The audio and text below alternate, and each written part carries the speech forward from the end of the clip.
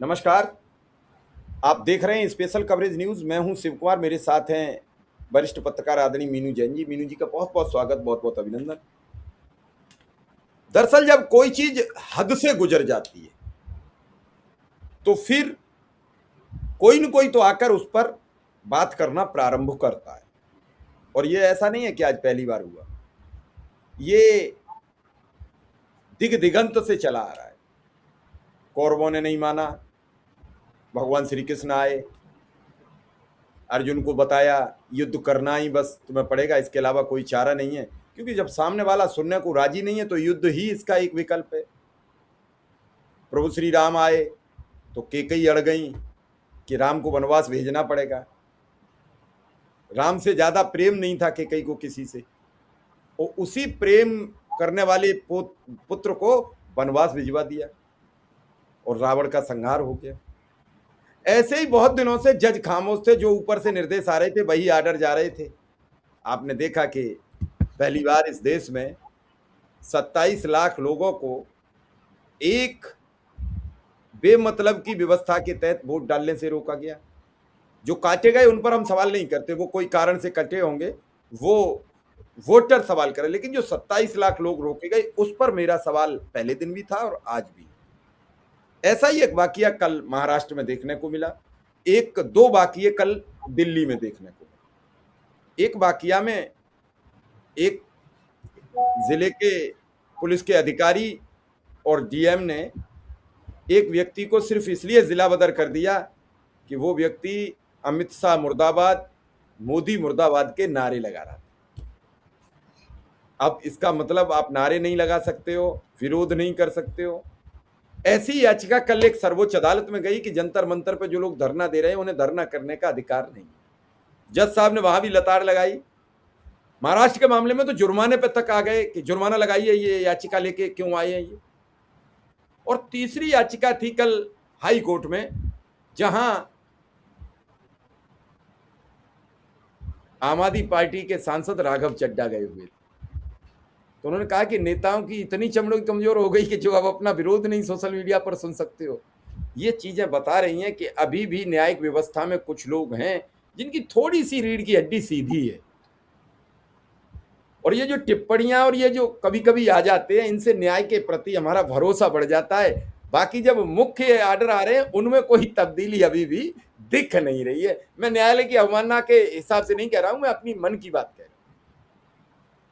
नागरिक बीजेपी मुर्दाबाद और अमित शाह मुर्दाबाद जैसे नारे क्यों नहीं लगा सकते? माधव जामदार हैं, बॉम्बे हाई कोर्ट के जज हैं। ऐसा नहीं किसी मुस्लिम जज ने या किसी अन्य जज ने बोला, एक हिंदू जज की आत्मा जागी। मैम ये तस्वीर बता रही है कि सब कुछ ठीक नहीं है। जनता न प्रदर्शन कर सकती है, न ही विरोध जता सकती है। इतने पेपर लीक हुए हैं, लोग विरोध करेंगे तो उन पर मुकदमे दर्ज कर दिए जाएंगे। ये कैसे सही है? विरोध करना तो हर नागरिक का अधिकार है। यह क्या हो रहा है? क्या सरकार, अब एक शब्द सुनिए जो कहा जज साहब ने, क्या सरकार नागरिकों को गुलाम बनाना चाहती है? मैं बस यही सवाल यहीं से शुरू करता हूं। मैं समझना चाहूंगा कि 12 वर्ष में हमें गुलामी की तरफ ले जाया जा रहा है। जी देखिए, भाजपा और जो उनके अपितृ संगठन है आरएसएस, वो जो है वो एक आज्ञाकारी समाज बनाना चाहते हैं, आज्ञा पालक प्रजा। वो प्रजा कहते हैं, जो जनता है उसको जनसाधारण या जनता नहीं कहते, वो कहते हैं प्रजा। प्रजा किसकी होती है? राजा की होती है प्रजा।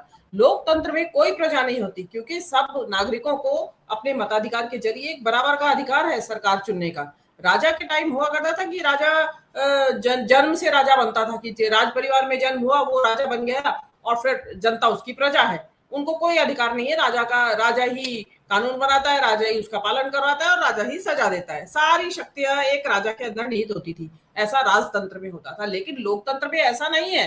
लोकतंत्र में विधायिका कानून बनाती है, कार्यपालिका उसका एग्जीक्यूशन करती है, और न्यायपालिका कानून का पालन ना हो या गलत हो रहा है, कुछ नागरिकों के अधिकारों का हनन हो रहा है, उसके बारे में न्यायपालिका पे लोग जाते भी हैं। और न्यायपालिका कई बार खुद भी हस्तक्षेप करके संविधान की रक्षा करती है, नागरिकों के अधिकारों की रक्षा करती है। लेकिन यहाँ क्या हो रहा है कि जहाँ कार्यपालिका, यहाँ जो इस टाइम जो जज साहब ने टिप्पणी की है, माधव जामदार साहब ने, उन्होंने कार्यपालिका के ऊपर टिप्पणी की है। कार्यपालिका कौन?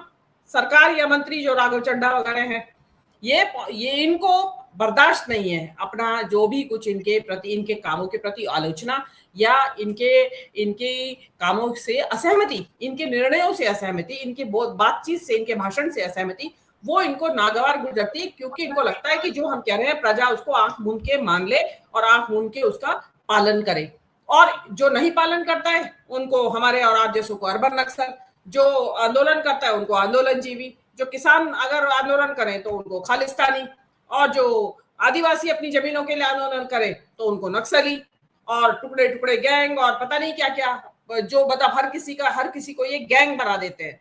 तो इनको जो भी व्यक्ति बोलता है वो या तो सोरोस का गुलाम है या पाकिस्तान का गुलाम है, मुल्ला है, और मतलब क्या नहीं है, जो इनके मुंह में जो आता है वो इनको नाम निकालने में ये लोग परफेक्ट हैं। तो इनको लगता है कि जो मोदी ने कह दिया या जो भाजपा ने, सरकार ने कर दिया या संघ ने जो कह दिया उसका चुपचाप आप पालन कर ले।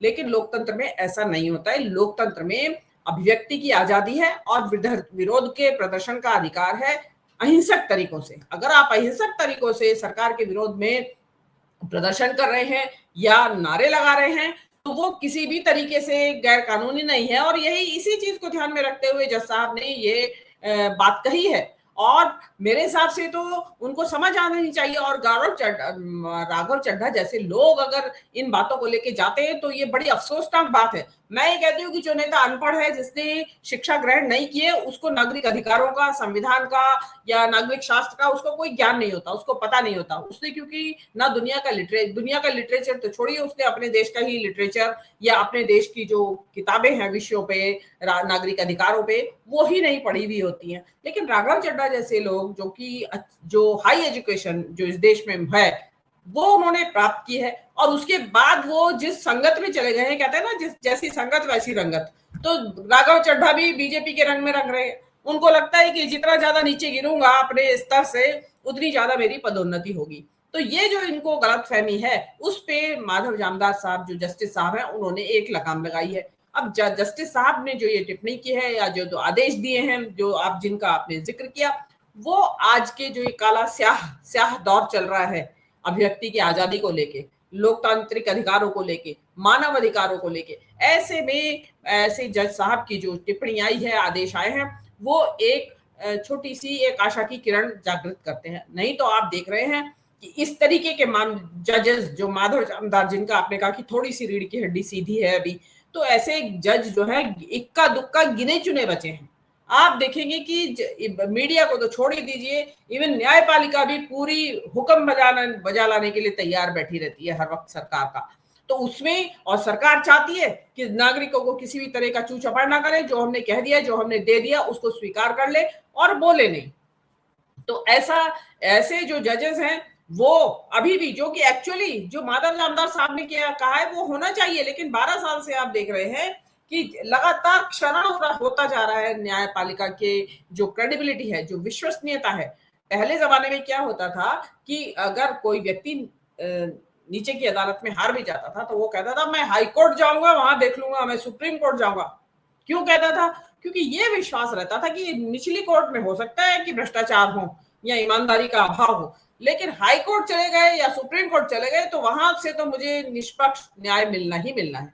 लेकिन आज दौर वो आ गया है कि जिसमें पहले तो आपको यही नहीं भरोसा है कि आपकी बात की सुनवाई हो जाएगी या नहीं हो जाएगी, डिसमिस कर देंगे, क्यों आए हो यहाँ पे। और अगर सुनवाई हो भी गई तो आपको पता नहीं है कि अगर आप सरकार के विरोध में गए हैं न्यायालय में, तो हाई कोर्ट में या सुप्रीम कोर्ट में भी ये दावा आप नहीं कर सकते कि आपको न्याय मिल ही जाएगा। और अभी सारे कितने किस्से दोहराए, जो इवन सर्वोच्च न्यायालय में जो हो रहा है अभी, जिस तरीके से न्यायाधीश महोदय खुलेआम सरकार के पक्ष में बैटिंग कर रहे हैं, उससे बहुत घोर न केवल निराशा होती है, जनता में आक्रोश बढ़ता चला जा रहा है। अभी आप राम मंदिर चढ़ावा का ही निर्णय ले लीजिए, ये कम बड़ा विश्वासघात है जनता के साथ। मैं ये कहती हूँ आस्था को भी एक तरफ रख दीजिए, जनता का पैसा तो था, जनता के ये पैसे का भी तो एक घोटाला है। कहाँ सोए पड़े हैं जजेस महोदय?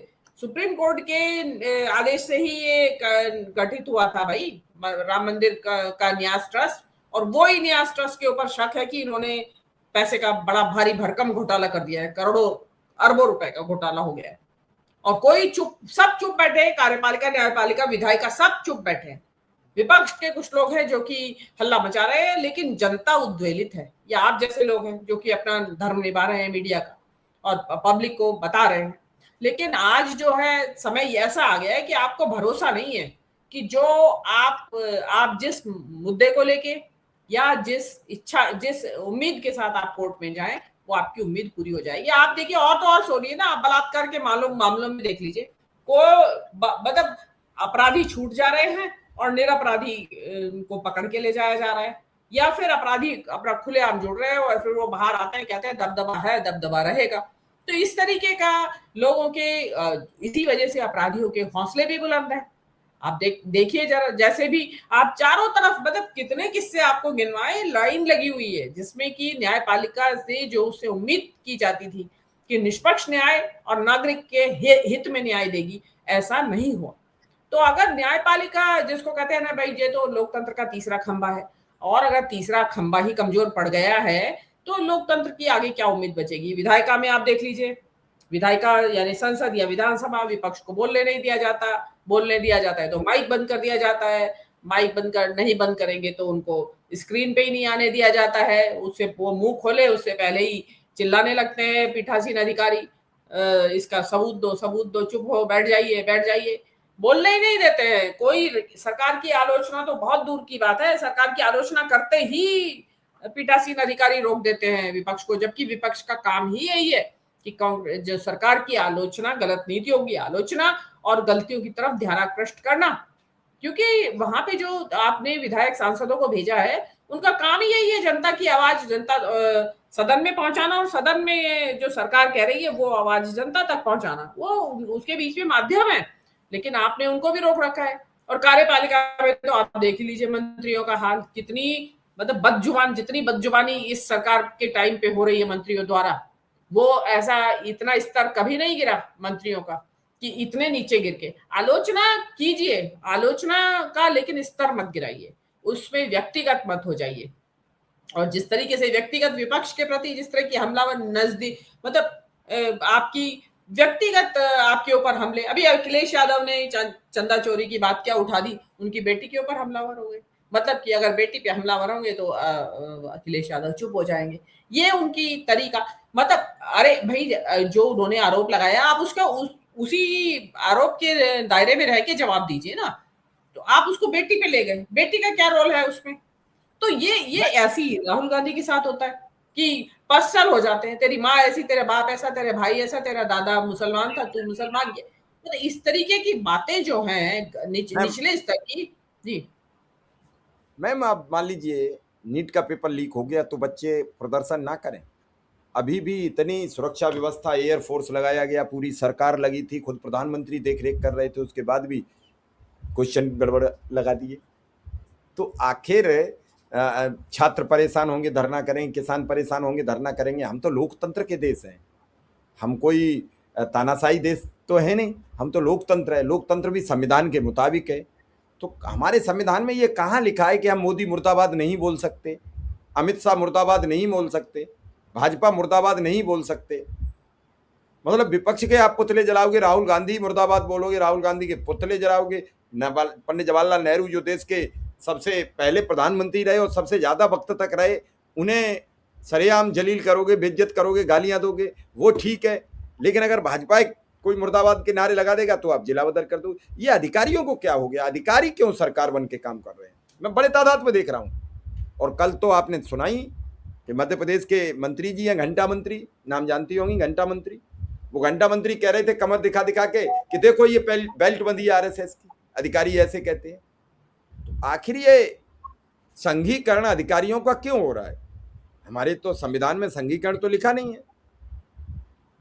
देखिए, एक तो मुझे ऐसा लगता है कि कुछ लोग ऐसा था जो ब्यूरोक्रेसी में या जो आम बाबू लोग हैं, वो पहले से ही एक भगवा चादर ओढ़े हुए थे, भगवा चड्डी पहने हुए थे कह सकते हैं। लेकिन वो, क्योंकि माहौल ऐसा नहीं था देश का और सेक्युलर सरकारें थी, तो वो अपना जो उनकी जो विचारधारात्मक जो रुझान था उसको वो छिपाने में कामयाब रहे और छिपाते थे।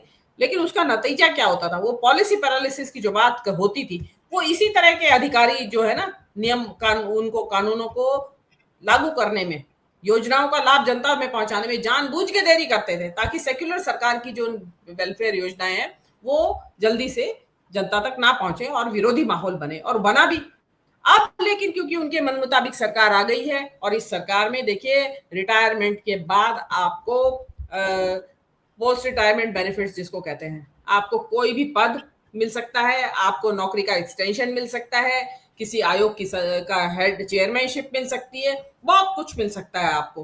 तो जो ये मोदी जी ने बता भी दिया, एक बार मोदी जी ने संसद में भी कहा था ब्यूरोक्रेट्स के लिए कि आपके लिए दरवाजे खुले हैं, आप अच्छा सर्विस तो दीजिए। तो वो जो बाबू लोग हैं उनको उनको लालच रहता है, यही जजेस को भी यही लालच है, बाबुओं को भी यही लालच है, सबको यही लालच है। तो सब क्योंकि उनको पता है कि ये सरकार इतनी भ्रष्ट है, नैतिक नैतिक पतन, नैतिक रूप से चरित्रहीन है ये सरकार।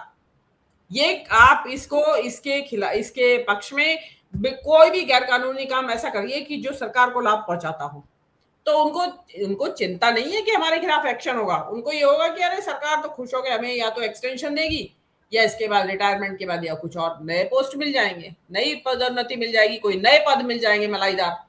तो इसलिए जो ब्यूरोक्रेसी है, कुछ तो अपने विचारधारा की वजह से, क्योंकि उनके अंदर हित था वो पहले से, वो अब उभर के आ गया भावना सांप्रदायिकता की, नंबर एक। और दूसरा, ये दो चीजें जो मैंने आपको बताई कि पद का लालच या पोस्ट रिटायरमेंट जो बेनिफिट्स होते हैं उनका लालच होता है। तो अभी वो चल रहा है कि उनको उम्मीद है कि अभी जो है जितनी हम सरकार की जी हुजूरी करेंगे और आउट ऑफ वे जाके सरकार को फायदे पहुंचाएंगे, तो हमें उसका फायदा मिलने वाला है, मतलब कंपेंसेशन मिलेगा। आप ये मत सोचिए कि आपको पुरस्कार नहीं मिलेगा।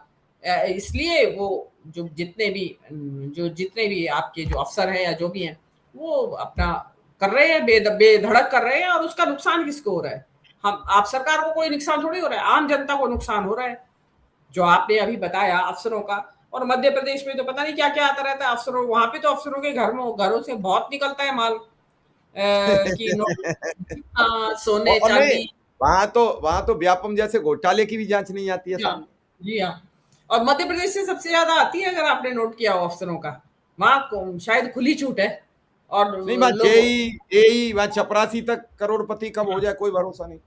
जी हाँ, हाँ बिल्कुल बिल्कुल, चपरा एक अक्सर आती रहते हैं कि उनका कोई मतलब ओहदा भी नहीं, कुछ की कमाने की कोई साधन भी नहीं है इतना, लेकिन उसमें लगता है कि मैम मैम एक और सवाल था। आम आदमी पार्टी के सांसद ने पूछा कि हमारी बहुत बेइज्जती हो रही है, वो सारे वीडियो रुकवा दिए जाए, तो जज साहब ने क्या कहा? जी देखिए जी देखिए जज साहब क्या कहेंगे उसमें। वो तो कहते हैं, उनका कहना तो ये है कि आप हो ही इसी लायक। पहला तो कहना तो वो ये चाहते हैं, भाई पहले तो खुद को सुधारो आप। उनकी बातों का ये भावार्थ है कि आप हो इसी लायक, आपने हाँ, कर्म ऐसे किए हैं कि आपको गालियां मिलनी चाहिए, बस। मिलनी पड़ेगी।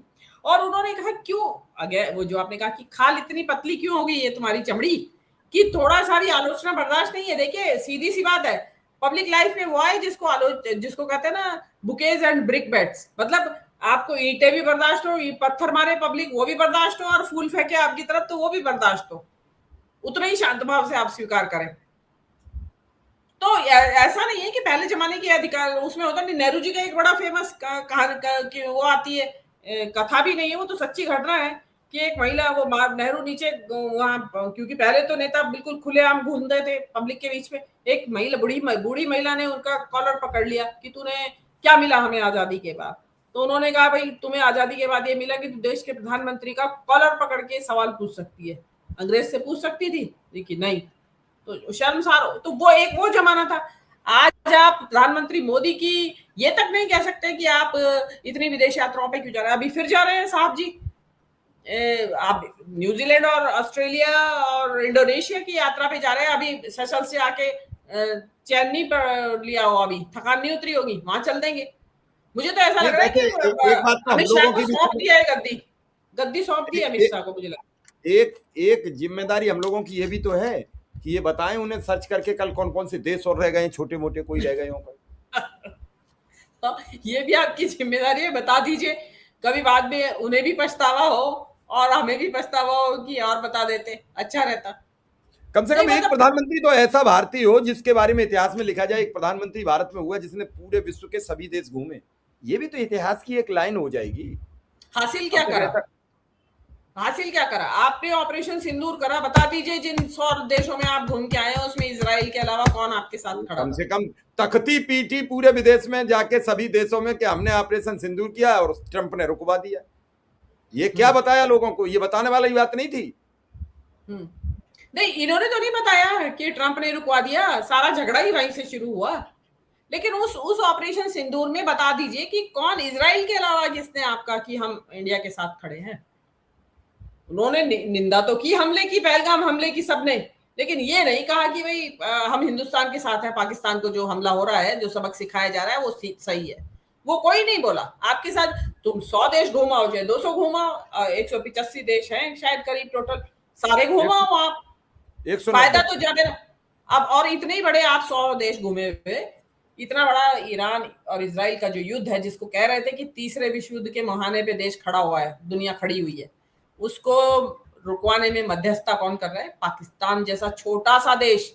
आपसे तो एक मतलब 1/5 भी नहीं है उनका साइज, 24 करोड़ की आबादी कुल है वहां पे। आपके तो यूपी की आबादी है इतनी, इतनी आबादी का देश, और बिल्कुल अर्थव्यवस्था बदहाल है वहां की। नेता भी वहां के, चुराई हुई सरकार बनी हुई है वहां पे, जो नेता चुरा हुआ था उसको जेल में डाल रखा है, नकली प्रधानमंत्री बने बैठे हैं, और वहां का फील्ड मार्शल असली वहां का राजा बना बैठा है, सेना का अधिकारी।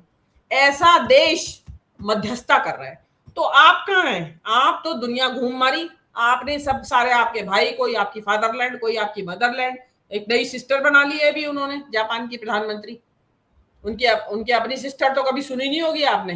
ये सिस्टर है उनके, एक मोदी जी के, कभी देखा आपने? सिस्टर है मोदी जी की, इनको नई सिस्टर मिल गई है अभी जापान में। लोग सवाल कर रहे हैं कि भाई जापान की प्रधानमंत्री तो आपकी सिस्टर है, और इटली वाली, बोले उसको सिस्टर नहीं बताया आपने। अब ये नई बहस शुरू हो जाएगी। होनी चाहिए होनी चाहिए कि ये जो इटली वाली तो आपकी बहन नहीं है, उनको तो मेलोडी देते हैं आप, सेल्फी खींचते हैं, और उन्हें बेचारी जापान वाली ने ऐसा क्या कसूर कर दिया जो आपने बहन बना लिया उन्हें? तो वो ये जो बताया, ये जो आपका मोदी जी का ये है, तो उन्होंने बता दिया भाई कि अब अपने ट्रोल की आर्मी को मैसेज दिया कि भाई ज्यादा चूचा नहीं करनी, कभी तुम मेलोडी को पीछे हटा दो और नई ये लगा दो मेरे साथ, जापान की प्रधानमंत्री। तो ये स्थिति आपके साथ है। तो आपका जो है कि, लेकिन जो अभी मूल विषय जो हमारा यही है कि जो जज साहब ने जो आदेश दिया है उससे उम्मीद जागती है, और हम मानते हैं कि ये कोई नसीहत भी लेने की जरूरत है भाई। जो न्यायपालिका है वो उसका काम ही है, ये न्याय करना, निष्पक्ष न्याय करना, नागरिकों के अधिकारों की रक्षा करना, कानून की रक्षा करना, कानून की व्याख्या करना, संविधान की रक्षा करना। वो कानून का जो न्यायालय है उनका लिखा हुआ है साफ साफ। और सारी जितनी भी दुनिया, आप अमेरिका में देखिए ना किस तरीके से टैरिफ के मामले को पलट दिया वहां के सुप्रीम कोर्ट ने। होगा तो राष्ट्रपति, लेकिन कानून के अगेंस्ट नहीं जा सकता। उसके बाद अडानी वाले मसले को पलट दिया, डिस्ट्रिक्ट जज ने, शिव कुमार जी, छोटे से एक डिस्ट्रिक्ट जज ने उसको पलट दिया कि होगा तो राष्ट्रपति। पहले ये बता कि कैसे पलटा तुमने ये प्रोग्राम, ये जो अडानी के खिलाफ मुकदमा कैसे वापस ले लिया, मुझे कारण बताओ, इसके कारण बताओ। यही होना चाहिए, न्यायपालिका का काम यही है। और न्यायपालिका में जो अभी जज साहब ने महाराष्ट्र के ने किया है, मैं इसका स्वागत करता हूं। मैं इसलिए नहीं करता हूं कि उन्होंने भाजपा पर सवाल उठाए।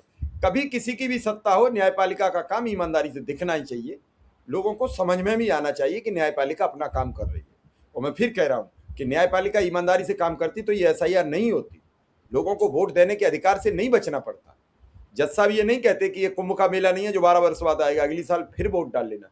कल आपके पास कोई भूख की अर्जी लेके जाए कि मैं भूखा हूं, तो आप ये कहो क्यों परेशान हो, अगली साल रोटी खा लेना। तो क्या वो रोटी बिना खाए जिएगा?